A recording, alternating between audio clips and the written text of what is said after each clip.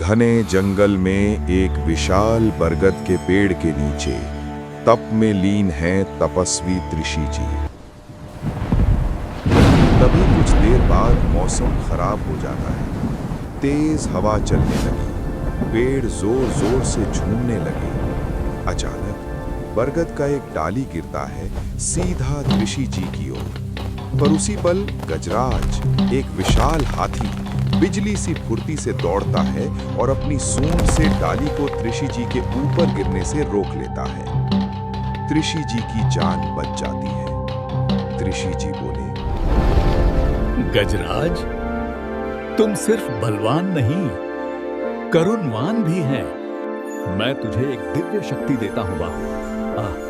अब तू अपनी सूंड से किसी भी चीज को बदल सकता है। लेकिन याद रख, अगर इस शक्ति का गलत इस्तेमाल किया तो ये शक्ति तुझसे छिन जाएगी। गजराज खुशी में उछलता है।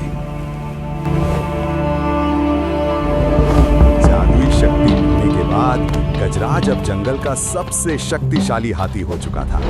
हर जानवर की मदद करता था। जंगल में नदी सूख गया था।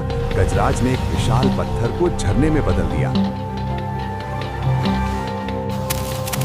एक दिन भोजन के तलाश में कुत्ता घूमते घूमते शाम हो गया। उसने अपने घर का रास्ता भटक गया था।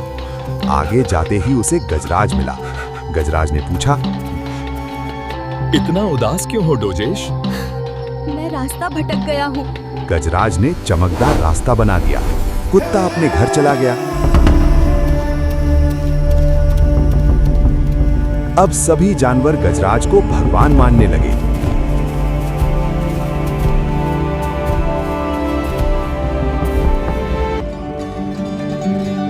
जंगल में दो दुष्ट बंदर भी रहते थे, चीकू और मिकू।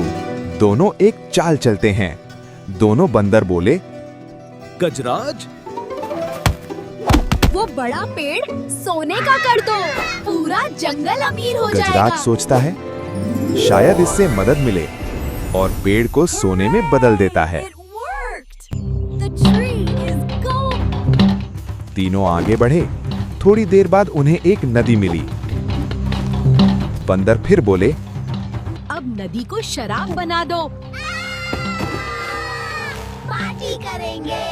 पार्टी करेंगे। अब गजराज सोचा, अब त्रिषि जी तो चले गए, और उसने नदी को शराब में बदल दिया।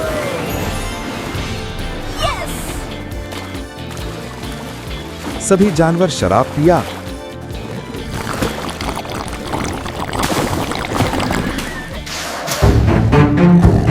और नशे में एक दूसरे से लड़ाई कर लिया।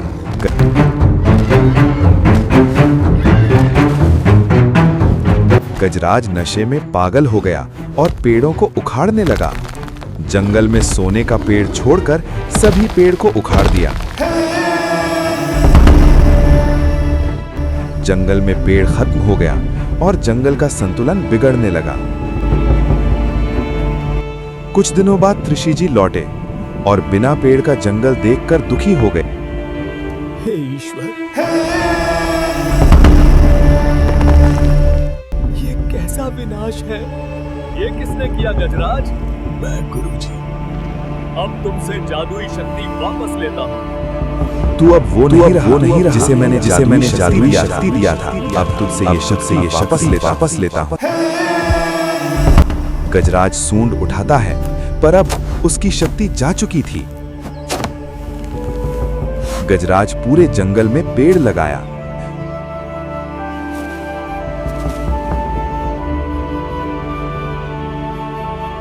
दोनों बंदर को जंगल से बाहर निकाला। धीरे धीरे जंगल फिर से हरा भरा हो गया।